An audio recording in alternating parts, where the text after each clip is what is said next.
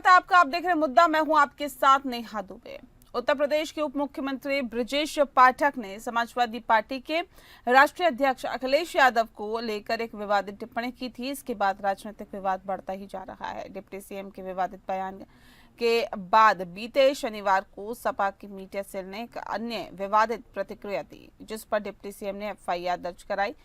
फिर शनिवार रात ही अखिलेश यादव की तरफ से इस मामले को लेकर बयान जारी किया गया। अब डिप्टी सीएम और अखिलेश यादव के बीच इस विवाद पर आचार्य प्रमोद कृष्णम भी कूद पड़े हैं। बता दें आपको कि डिप्टी सीएम ब्रजेश पाठक के ट्वीट पर आचार्य प्रमोद कृष्णम ने सोशल मीडिया एक्स पर टिप्पणी लिखते हुए कहा है कि सपा की सटीक और सार्वगर्भित व्याख्या को बहन मायावती ने की थी और अतः कोई सार्थक अपेक्षा करना निरर्थक है।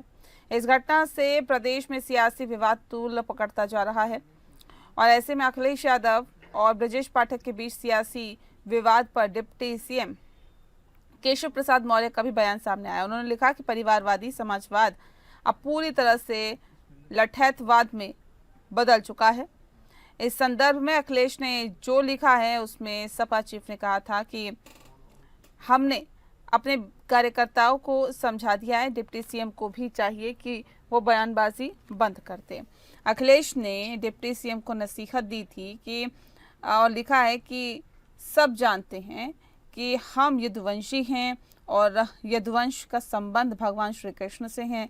ऐसे में हमारे डीएनए के बारे में आपके प्रहार से हम धार्मिक रूप से भी आहत हुए हैं। भारतीय जनता पार्टी के लखनऊ महानगर इकाई के अध्यक्ष आनंद द्विवेदी ने राज्य सपा मीडिया प्रकोष्ठ के हैंडल के अज्ञात हैंडलर के खिलाफ उप मुख्यमंत्री ब्रजेश पाठक के डीएनए को लेकर आपत्तिजनक टिप्पणी करने के मामले में प्राथमिकी दर्ज कराई थी। अखिलेश के बयान के बाद डिप्टी सीएम ने भी प्रतिक्रिया दी। उन्होंने कहा कि आज की सपा लोहिया जी और जिनेश्वर मिश्र के वक्त वाली नहीं रही है। ये जानते ही नहीं क्या समाजवाद है।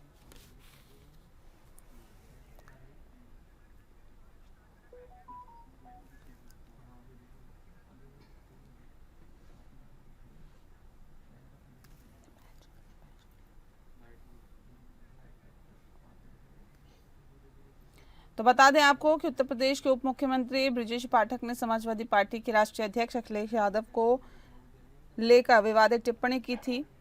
इसके बाद राजनीतिक विवाद बढ़ता जा रहा है। डिप्टी सीएम के विवादित बयान के बाद बीते शनिवार को सपा की मीडिया हैंडल से एक अन्य विवादित प्रतिक्रिया दी गई।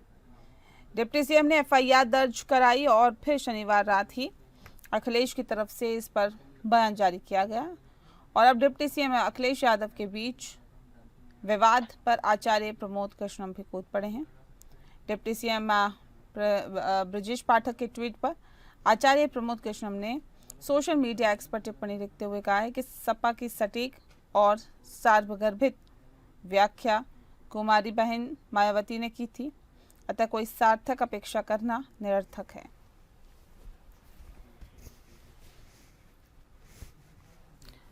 और इस विषय पे तफसील से चर्चा करेंगे। खास मेहमान हमारे साथ मौजूद हैं, उनसे आपका परिचय करा देते हैं। इस वक्त हमारे साथ शशिकांत तिवारी जी हैं, नेता हैं बीजेपी के। स्वागत है आपका।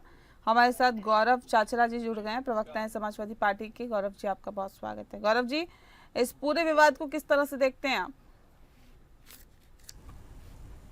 देखिए, इतने बड़े संवैधानिक पोस्ट पे बैठे, उप मुख्यमंत्री की पोस्ट पे बैठे ब्रजेश पाठक जी, उनको शर्म आनी चाहिए। डीएनए की बात करते से कैसी आप टिप्पणी कर रहे हैं? अपने पोस्ट की, अपनी जो जिस कुर्सी पे आप बैठे हैं उसकी तो लज्जा रखिए। ये सिर्फ और सिर्फ अपनी कुर्सी बचाने के लिए ऐसी बयानबाजी कर रहे हैं। अपने जो दिल्ली में बैठे आका हैं उनको खुश करने के लिए, अपनी कुर्सी को बचाने के लिए, ऐसी सस्ती लोकप्रियता हासिल करने के लिए ये बयानबाजी कर रहे हैं। कारण उसका मैं आपको बता दूं, 2027 का चुनाव नजदीक है, काम कुछ भाजपा ने किया नहीं है और सबसे बुरा अगर हाल किसी विभाग का हुआ है वो स्वास्थ्य विभाग का हुआ है, जिसको ब्रजेश पाठक जी खुद देखते हैं। और डॉक्टरों की हालत देख लीजिए, अस्पतालों की हालत देख लीजिए, ना डॉक्टर ना स्ट्रेचर ना सफाई, और उल्टी सीधी बातें कर रहे हैं वाजपेयी। अरे शर्मानी जी को, जनता के असर की बात करिए। आप धरातल पे आइए, देखिए क्या सच्चाई है। ना खाने को है लोगों के पास, ना रोजगार है, महंगाई चरम पे है, महिला अपराध में उत्तर प्रदेश नंबर 1 पे है। इन सब चीजों से जनता के जो असल मुद्दे हैं उनसे जनता का ध्यान भटकाने के लिए इस वजह से ये ऐसी बयानबाजी करते हैं ताकि मीडिया पे बने रहें और इनकी जो कुर्सी हिल रही है उसको विपक्षी दलों को टोक टाक के उल्टा सीधा बोल के और अपने आकाओं को खुश करके अपनी कुर्सी बचा सके। लेकिन ये बयान बेहद ही निंदनीय है। इस बयान की यहाँ पे कोई जगह नहीं है। आप जनता के बीच में जाइए और जनता के असल मुद्दों की बात करिए, 2027 के चुनाव पे आइए। जी ठीक है शशिकांत जी, देखिए कह रहे हैं असल मुद्दों से ध्यान भटकाने की कोशिश है। ये डीएनए का मसला एक बार फिर से तूल पकड़ता हुआ दिखाई दे रहा है। देखिए समाजवादी पार्टी को डीएनए अगर डीएनए कहा गया तो उसका अर्थ ये हुआ कि इनकी सोच में या इनके फितरत में ये शामिल है। तो डीएनए पे इतना भड़कने की जरूरत क्या है? या तो डीएनए का अर्थ ही ये लोग ना जानते हो कि डीएनए आरएनए क्या होता है, इसलिए इतना भड़क के गाली देने लगे। असल में दरअसल गाली देना ही इनके फितरत में है। गाली ये लोग जब तक दे नहीं लेते हैं तब तक इनकी जो है आगे नहीं बढ़ती, राजनीति आगे नहीं। ये लोग गाली देने में अमर सिंह को गाली दे चुके हैं, राज बब्बर को गाली दे चुके हैं, जया प्रदा को गाली दे चुके हैं, ये लोग अपने चचा शिवपाल को गाली दे चुके हैं, मुलायम सिंह यादव जी के साथ दुर्व्यवहार कर चुके हैं। तो इनकी तो लंबा इतिहास है दुर्व्यवहार करने का। डीएनए शब्द पे गाली कहाँ से आई? आपने कहा बड़ा शर्मनाक है, शर्म 3-4 बार अभी साथी हमारे 3-4 बार कहा शर्म शर्म शर्म। तो क्या हम गाली देने लेंगे? ये तो आपका डीएनए में मैच करूं? नहीं, भाजपा का डीएनए क्या है? बलिया के आपके बलिया, एक मिनट क्यों रुकिए, गलत बात पढ़ना सुनूंगा मैं। बलिया में बलिया की बात आई, चुप हो गए। नहीं, बलिया की बात पे चुप हो गए आप। बलिया पे जो आपके भाजपा के नेता का जो डांस करने का वीडियो वायरल हुआ तो वो डीएनए आप लोगों का है। आप ही उसी से हैं, उसी में आप लोग हैं ना, आप भी तो उसी पार्टी में हैं। आप भी ऐसे करते होंगे पार्टियों में जाके। डीएनए तो सेम है, ऊपर से निर्देश जारी हुआ करते होंगे, ऐसे पैसा वारिए, ऐसे गोदी में बिठाइए। हमको दिया क्यों? यही डीएनए आपका है, यही। आप गलत बात मत करिए, गलत बात बर्दाश्त नहीं करेंगे हम। जनता के असल मुद्दों की बात करिए ना। आज महिला अपराध में उत्तर प्रदेश नंबर 1 में क्यों है? दलितों पे अत्याचार में उत्तर प्रदेश नंबर 1 में क्यों है? तो आप डीएनए पे गाली दे देंगे? आपके नेता का डीएनए क्या है? बलिया वाला वही डीएनए आपका है। इसका मतलब समाजवादी पार्टी ठीक कहती है ना। इसका मतलब भारतीय जनता पार्टी का डीएनए यही है। बलिया के जो आपके नेता हैं। नहीं शशिकांत जी, सवाल इस बात को लेकर है ना, इस तरह की विवादित टिप्पणी क्यों ही की गई इस तरह की विवादित टिप्पणी? सर और भी तो मसले हैं बोलने के लिए। मैं आ रही गौरव जी, एक सेकंड मैं आ रही हूँ सर, बोलने दीजिए शशिकांत जी को। सर इसके पीछे की क्या वजह है सर? क्यों इस तरह की विवादित टिप्पणी किसी भी व्यक्ति पर की जाए? शशिकांत जी सवाल मुझसे है जी। हाँ जरा इनको कहिए बीच में ना बोल। नहीं बोलेंगे, आप बताएं। जरा धैर्य से। इन्होंने हम लोग का भी डीएनए अब ये चेक कर रहे हैं, तो क्या इसके बदले इनको गाली देना चाहिए? यही काम इनके पार्टी ने देने की बात पार्टी ने गाली दिया है और अभद्र गाली दिया है कि जिसको ब्रजेश पाठक जी ने पूछा कि क्या डिम्पल जी इसको स्वीकार करेंगी, डिम्पल यादव जी इस गाली को? तो आज जो है जिस प्रकार से पूरा देश देख रहा है इन लोग की अभद्रता तो ये सदैव करते रहे हैं। जैसे मैंने अभी आप लोग महिला सम्मान की बात नहीं करते। नहीं, गलत बात कर रहे हैं आप गलत बात कर रहे हैं मैडम से। ठीक है ना, एक करके रखिए ना, आप हैंड रेज करिए, मैं मौका देती हूँ ना गौरव जी। क्यों करते हैं?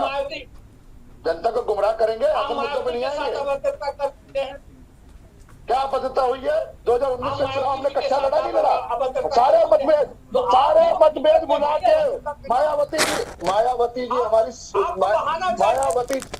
मायावती जी का लोग सम्मान करते हैं, वो हमारी आदरणीय है। उनके साथ मिलकर हमने चुनाव लड़ा है, गठबंधन में चुनाव लड़ा, हमारी आदरणीय है। जानबूझ के पिछड़े दलित अल्पसंख्यकों में फूट डालने की कोशिश मत करिए। जब से माननीय राष्ट्रपति दिया है तब से पूरी की पूरी भारतीय जनता पार्टी के होश जुड़े हुए हैं। 2024 की जो हार है ना वो आपसे बर्दाश्त नहीं की जा रही है। जब से पीडीए का नारा दिया है आप लोगों की दिन की चैन और रात की की चैन उड़ी हुई है, नींद नहीं आ रही आप लोगों को, घबराए हुए हैं आप, कहीं ना कहीं पीडीए में फूट डालने की कोशिश कर रहे हैं, लेकिन इससे करने से कुछ नहीं होगा। पीडीए के लोग एकजुट हैं और भारतीय जनता पार्टी का सामना करने के लिए आगे आ रहे हैं। जिस प्रकार 2024 में धूल चटाई है, 2027 में हम लोग को सत्ता से बाहर करके हम मानेंगे। जनता को गुमराह करना बंद करिए, अस्पतालों में आइए ना, पूछिए ब्रजेश पाठक से क्यों गरीब मर रहा है, क्यों स्ट्रेचर नहीं मिल रहा, क्यों गरीब को इलाज नहीं मिल रहा है, उस पर नहीं बोलेंगे। डीएनए की बात में आपके चर्चा लग गया वो ब्रजेश पाठक, इंसानियत जगाइए अपने अंदर से। जरा शांत कराइए, वो बोलने दो। ठीक है ठीक है ठीक है ठीक है, अब इंतजार करिए ना गौरव जी, अब ऐसे नहीं, अब ऐसे नहीं, अब कुछ बोलना होगा आपको तो हैंड रेज करेंगे, मैं मौका दूंगी आपको, आप बोलिएगा। ऊपर टिप्पणी करेंगे तो मैं बोलूंगा। ठीक है, शशिकांत जी बताएं।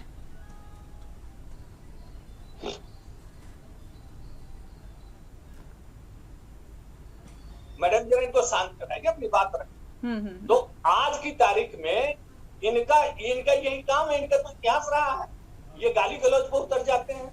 अभी इन्होंने दूसरे का तो ये डीएनए चेक कर रहे हैं, और इनके डीएनए की बात किसी ने कर दी तो इन्होंने गालियां देना शुरू कर दी। क्या गाली गलौज से आप राजनीति करेंगे इस देश में? ये गाली गलौज करने वाला प्रदेश है उत्तर प्रदेश, और जो गाली गलौज करने वाले जो लोग थे उनको योगी जी ने ठिकाने लगा दिया, और आगे भी लगाए जाएंगे। गाली गलौज नहीं चलेगा, गुंडागर्दी नहीं चलेगी, माफियागिरी नहीं चलेगी, भूमाफियागिरी इस प्रदेश में अब नहीं चलेगी। वो दिन चले गए, वो दिन लद गए। अब आप शुचिता की राजनीति करिए, समाजवाद को सीखिए, लोहिया और जनेश्वर मिश्र के सिद्धांतों को सीखिए, उनके विचार क्या थे उसको पढ़िए। आप जब पढ़ेंगे नहीं तो यही आप डीएनए को गाली समझ गए। अगर आप पढ़े होते कि डीएनए का फुल फॉर्म क्या होता, डीएनए क्या होता, तो आप गाली नहीं देते। आज गाली पे उतर गए, पूरा देश देख रहा है। आप लोग थोड़ा पढ़िए, लिखिए, लोगों की जनता के अच्छा एक मिनट परेशानियों की बात करिए। आपने एक बात तो मैं कह रहा हूँ, कोई नई बात बताइए। से शुरू किया, आज ब्रजेश पाठक जी तक ये बात तो मैं बोल रहा हूँ आपको, आप यही करेंगे, ये बात तो मैं आपको समझा रहा हूँ। तो लोग अब सतर्क हो रहे हैं। ये जो आप लोगों ने निंदनीय काम किया है, इससे पूरा हाँ आप पीडीए पे आ जाइए। पीडीए कह रहे हैं, पीडीए, अरे परिवारवादी डेवलपमेंट पार्टी की परिवारवादी डेवलपमेंट एजेंसी आपने खोल लिया, और सवर्णों को गाली देते हैं आप। अखिलेश यादव कह रहे हैं कि सारा स्कूल का सवर्णों का है। अरे आप क्या कहना चाहते हैं? सवर्णों का स्कूल कॉलेज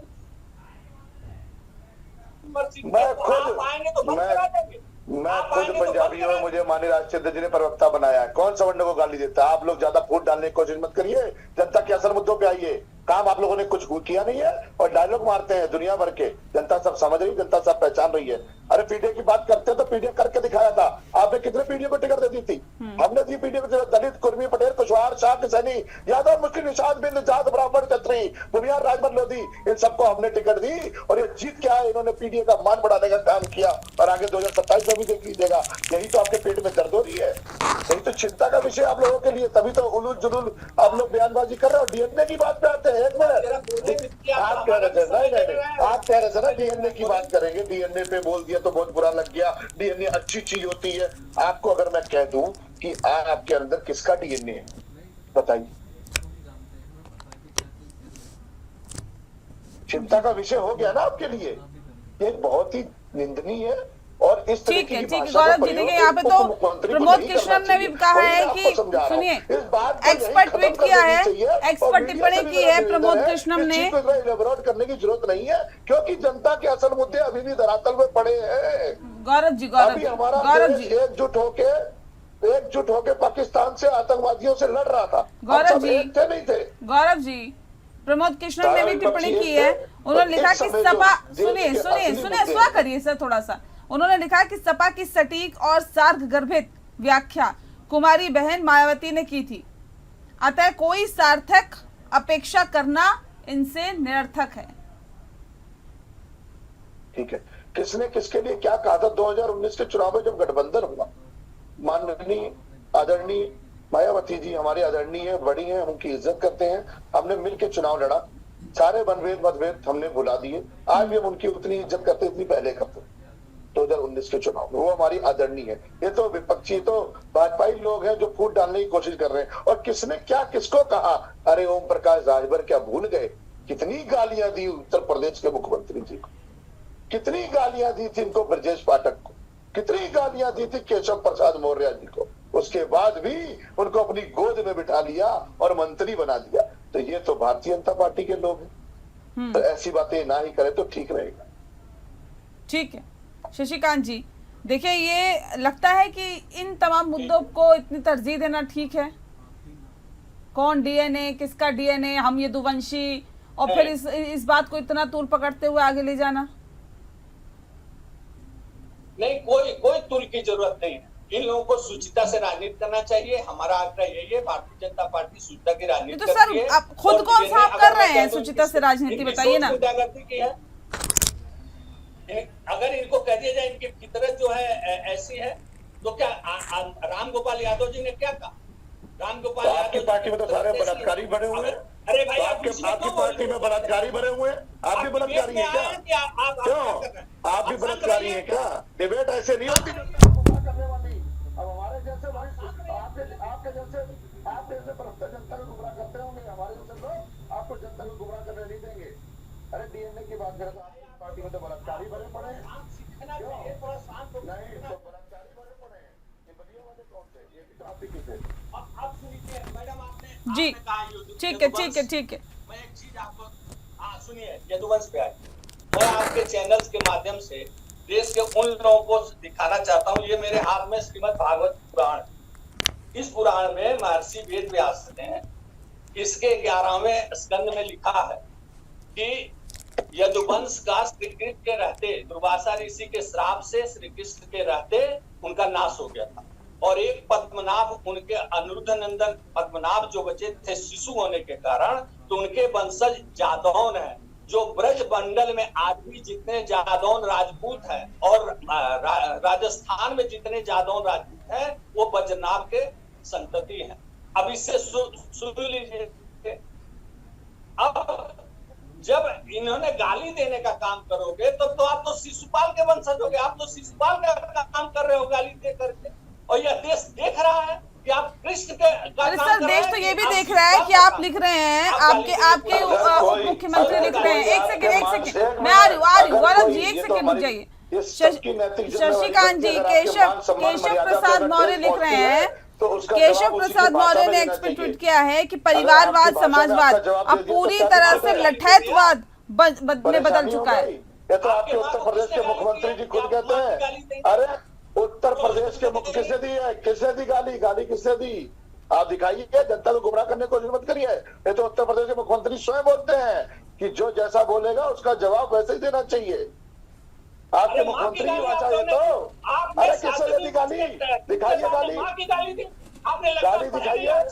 अरे आप दिखाइए, जनता को गुमराह मत करिए। अरे जनता को गुमराह मत करिए, जनता को गुमराह मत करिए। ना जनता को गुमराह मत करिए, जनता को गुमराह, किसी को गाली नहीं दी, जनता को गुमराह मत करिए, गलत बात मत करिए। जानबूझ के भारतीय जनता पार्टी के लोग आग लगाते हैं और जानबूझ के लड़ाई कराने का काम करते हैं। और आप पुतले फुकवा रहे हैं, सत्ता का संरक्षण लेके पुलिस वाले साथ में खड़े और पुतले फुकवा रहे हैं। आप पीडीए के लोगों का पुतला फुकवाएंगे? पीडीए के लोगों को मंदिर जाने से रोकेंगे? पीडीए के लोगों को कौन रोक रहा है? गौरव जी, कौन रोक रहा है मंदिर जाने से? नहीं, कौन रोक रहा है बताइए ना, कौन रोक रहा है? बार कह रहा हूँ, जनता के असल मुद्दों पे बात करिए। बार ये डीएनए या उलट फुलूट की बात करिए। आग लगाने का काम स्टार्ट किसने किया? स्टार्ट किसने किया? 2015 से आ रही है। 2015 से भारतीय जनता पार्टी के लोग कर रहे हैं। 2015 से भारतीय जनता पार्टी के लोग ऐसी बातें कर रहे हैं। कभी बिहार का चुनाव हो जाए, चाहे वो बिहार का चुनाव हो, चाहे वो नहीं देखिए, उत्तर प्रदेश का चुनाव ये तो सीधे पता चल रहा है 2027 की तैयारियों में आप लोग लग गए हैं। ये तो जनता को गुमराह करने की बात है और मुझे नहीं लगता कि इससे किसी भी तरह से जनता का भला होगा। ये जो विवादित बातें यहाँ पर चल रही है उससे किसी भी तरह से जनता का भला नहीं हो रहा। बात महंगाई की, बेरोजगारी की और भ्रष्टाचार की और तमाम उन मुद्दों की बात करिए जिससे कम से कम जनता का भला हो। विकास की बात करिए आप ऐसी बातें कि आखिर किस तरह से लोगों को रोजगार मिले। उन तमाम बातों का जिक्र ना करते हुए डीएनए में यदुवंशी, उसकी लठैतवाद, ये क्या है? कहाँ राजनीति का स्तर जा रहा है? सर सोचने की जरूरत है, आप दोनों को ही सोचने की जरूरत है, आपकी पार्टियों को सोचने की जरूरत है। ये देश की जनता तो देख रही है और सोच ही रही है। बहरहाल बहुत शुक्रिया आप दोनों मेहमानों का हमारे साथ इस खास चर्चा में शामिल होने के लिए। मुद्दा में फिलहाल इतना ही। नमस्कार।